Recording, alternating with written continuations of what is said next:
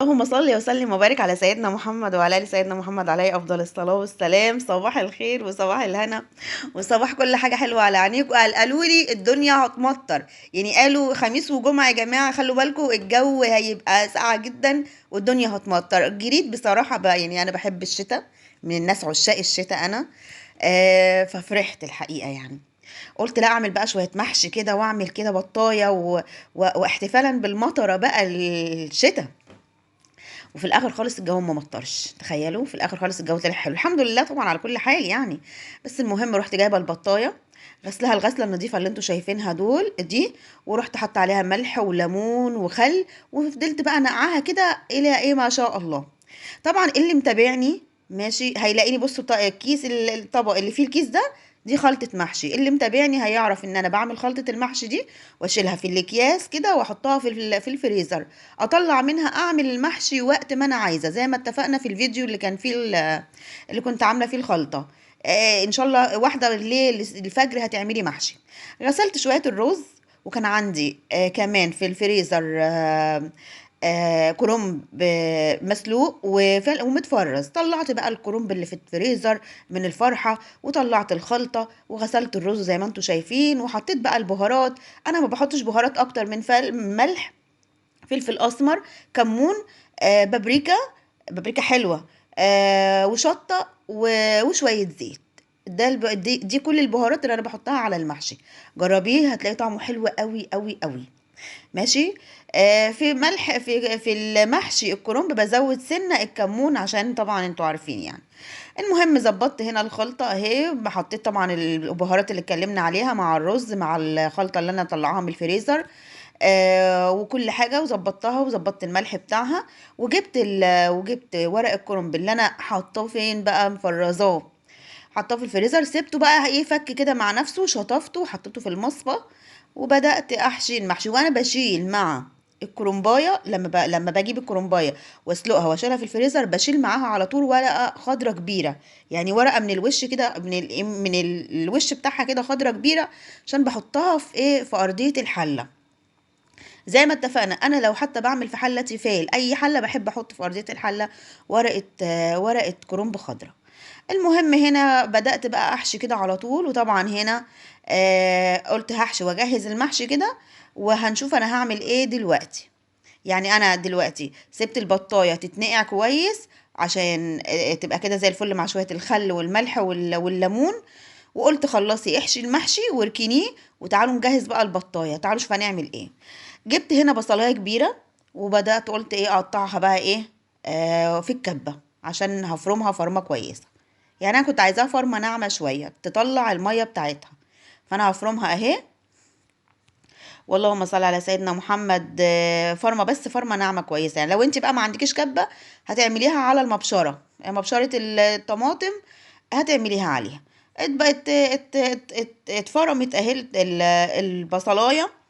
خلاص كده احطها بقى في طبق، مش هحط عليها اي حاجه غير شويه ملح وشويه فلفل اسمر، بس ما تحطش عليها حاجه تاني مع البصل يعني.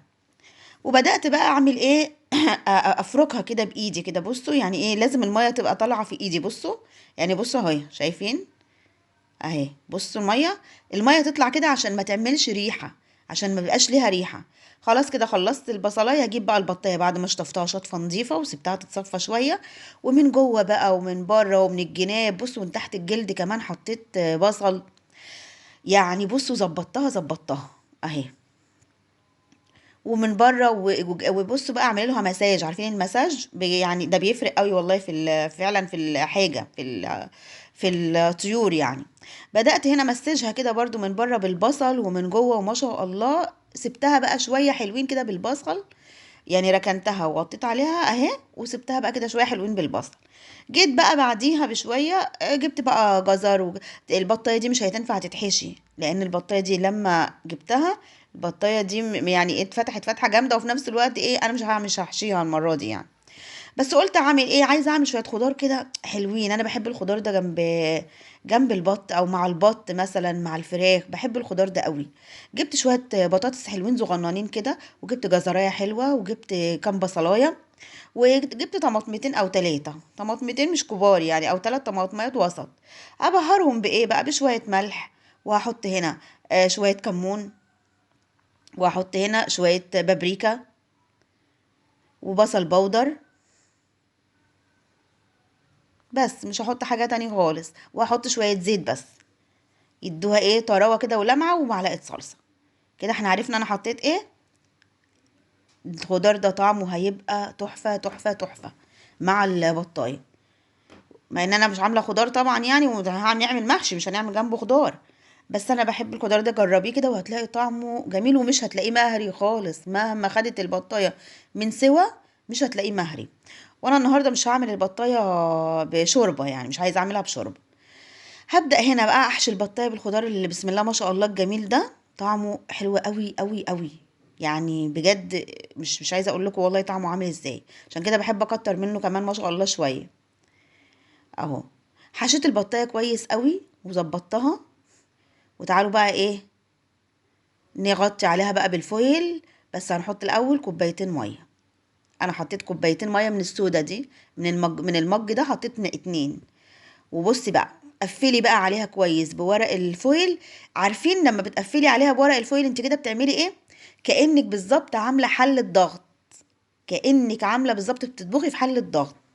فقفلي كويس، احط ورقه كمان عشان انا عايزه اقفلها كويس، عايزاها ما تاخدش سوا كتير لان البطايه دي شكلها هتاخد سوا. ف هضطر احط لها ايه يعني ورقه كمان بقى، عشان ايه هسيبها بقى كده مع نفسها. طبعا احنا هنتفق ان احنا لو حطيناها في الفرن بالمنظر ده هتخلص عندك الانبوبه، يا اما هتستهلك غاز كتير جدا. هتعملي ايه انت بقى؟ هتقومي جايبه البطايه حطها على العين البوتاجاز العاليه، واول ما تسمعيها بالتكتك كده وابتدت تغلي تقومي موطيه عليها خالص، وحطها بقى ركنها على العين كده مع نفسها، وانت مغطيه عليها لحد ما تستوي. وبعد كده هنديها وش فين؟ تحت الشوايه على طول، عشان يا جماعه برضو التوفير. هنا كنت عامله شويه شوربه، كان عندي شويه شوربه. جبت المحشي، وقلت احط عليه طماطمايه كده يحمر الوش، واحط عليه قرن فلفل. بعد ما قطعت القرن الفلفل، يعني انا ايه عارفين بمسح على وشي كده او بدعك كده عند عيني، لقيت عيني حرقتني قوي قوي. اكتشفت ان الفلفل ده نار، عباره عن نار، معرفش ايه اللي مخليه حامي قوي كده. طبعا قرنين الفلفل انا حطاهم كتير وهيخلوا المحشي ولعه. بصراحه ربنا شلتهم ما اكدبش عليكم، لان انا كده كده حاطه شطه. فلو بقى حراق اكتر من كده مش هيتاكل. وبعديها طبعا ايه، ركنته. وبعدين قلت اعمل بقى شويه السلطه على ما الشوربه تغلي معايا. عملت شويه سلطه كده خضره زي ما انتوا شفتوا كده، طماطمايه على خضره على بصلايه على خيارايه. وادي الشوربه بتغلي هناك اهي، وادي حله المحشي. ركنت طبعا السلطه، خلاص خلصتها. وادي المحشي بسم الله ما شاء الله، ما يغركوش الحله دي ما شاء الله سحريه، هتشوفوها دلوقتي. بدأت هنا سقيت بقى المحشي. انت بتحسقي محشي الكرنب على بالظبط على وش الكرنب، او تحت بالظبط ايه تحت اول سطر، يعني محشي الكرنب بالذات. سبته خلاص كده، اول ما غلي من كل الجوانب رحت موطيه عليه وركنته على العين التانية. وايه وعملت شويه وقليت شويه فلفل. قلت بس ايه يعني نعمل زي حاجه، ما عنديش بتنجان فانا قلت اعمل حاجه زي مخلله كده. قليت شويه فلفل، وقلت بقى شويه ملوخيه ناشفه بمناسبه الشتاء اللي جاي والمطر اللي هتمطر اللي ما مطرتش. وبعدين خدت شويه شوربه. الملوخيه الناشفه اعملي حسابك لما تيجي تعمليها، تعملي على قدك بس، يعني تعملي على قد الاكله، تعملي يا دوب الطبق اللي هتاكلوه، لانها لما بتقعد بتتقل ما بتبقاش حلوه غير الملوخيه الخضراء. فانا بعمل بصوا يا دوب هو طبق واحد بس، بصوا بسم الله ما شاء الله، بصوا شكلها عامل ازاي. وبعدين لما تعمليها ما تبقاش تقيله، ما تقليهاش قوي لان الملوخيه دي بتتقل.